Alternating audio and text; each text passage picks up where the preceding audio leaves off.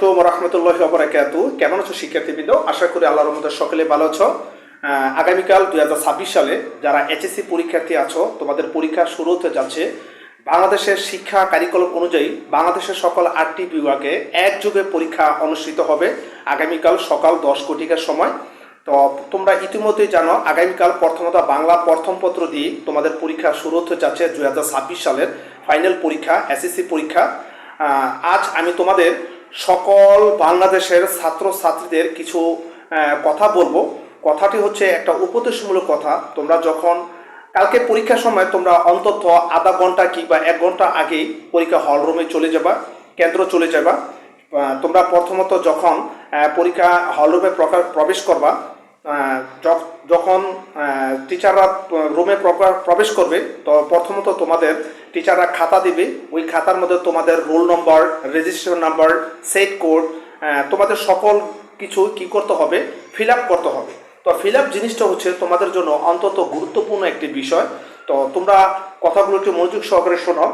প্রথম কাজ হচ্ছে, যখন তোমাদের খাতা দিবে, ওই খাতার মধ্যে তোমাদের ওয়েমার পেজে লেখা থাকবে রোল নম্বর। তোমরা খাতা থেকে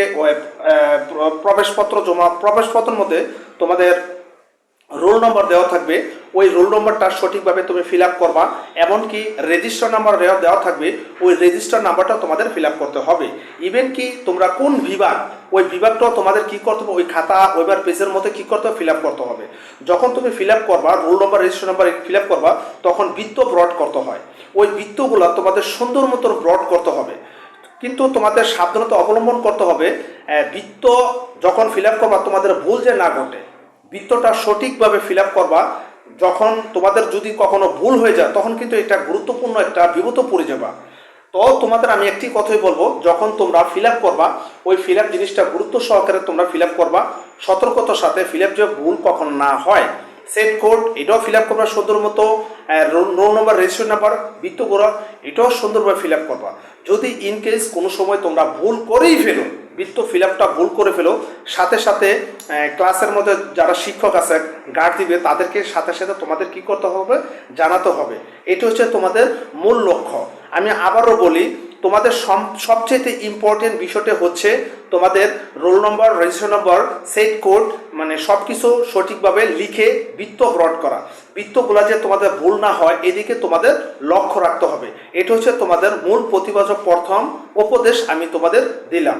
আমার দ্বিতীয় উপদেশ হচ্ছে, দেখো, যারা এসএসসি পরীক্ষা দিবা, তোমাদের কিন্তু ভালো একটা রেজাল্ট করে বাহির হতে হবে। কারণ এসএসসি পরীক্ষা হচ্ছে তোমাদের কেরিয়ার গড়ে একটা যুদ্ধ, কেরিয়ার গড়ে যুদ্ধ। কারণ এসএসসির পরেই তোমাদের নির্ভর করবে ইউনিভার্সিটি লাইফ, যেটা তোমাদের জীবনের সবচাইতে গুরুত্বপূর্ণ একটি বিবেচ্য বিষয়সমূহ। তুমি বিভিন্ন ইউনিভার্সিটি যাইবা, কোন বিষয় নিয়ে তুমি পড়াশোনা করবা, এটা তোমাদের মূল প্রতিপাদ্য বিষয়ের উপর নির্ভর করছে তোমাদের এইচএসসি একটা ভালো রেজাল্টের উপর। তোমার যদি রেজাল্টটা ভালো না হয়, তাহলে কিন্তু তুমি কাঙ্ক্ষিত লক্ষ্যে পৌঁছাতে পারবা না। তো তোমাদের মূল বিষয় হচ্ছে ভালো একটা রেজাল্ট করা। ভালো একটা রেজাল্ট করে তোমরা বিভিন্ন ইউনিভার্সিটিতে যাবা। প্রত্যেকটা স্টুডেন্টই কিন্তু তোমরা দেখো যে সঠিক ভালো একটা ইমাজিন স্বপ্ন, লক্ষ্যর দিকে যাইতে হলে সবাই চায় একটা ভালো একটা ইউনিভার্সিটিতে ভর্তি হতে। তো প্রত্যেকটা ছাত্র মেইন লক্ষ্য থাকে পাবলিক ইউনিভার্সিটি। পাবলিক ইউনিভার্সিটি যেতে হলে তোমার ভালো রেজাল্টটা গুরুত্বপূর্ণ একটা বিষয়। কারণ ভালো রেজাল্ট ছাড়া কখনো ভালো ভার্সিটিতে ভর্তি হওয়া যায় না। সবাই, আমি কয়েকটা ইউনিভার্সিটির নাম তোমাদের না বলে বলবো।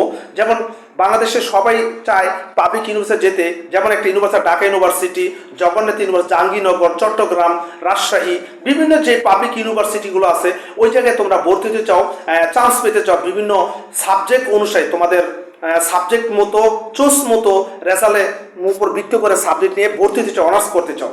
এখন তোমাদের এইসব বিষয়, এই ইউনিভার্সিটি যেতে হলে তোমাদের কি করতে হবে, ভালো রেজাল্ট করতে হবে। ভালো রেজাল্টের পর তোমাদের কি করতে হবে, অ্যাপ্লাই করতে হবে, ইউনিভার্সিটি যেতে হবে। সো একটি কথাই বলো, তোমাদের মূল প্রতিপাদ্য বিষয় হচ্ছে তোমাদের ভালো একটা রেজাল্ট করা, সঠিকভাবে দিক প্রদর্শন নিয়ে এগিয়ে যাও। এটি আমার একটা উপদেশ।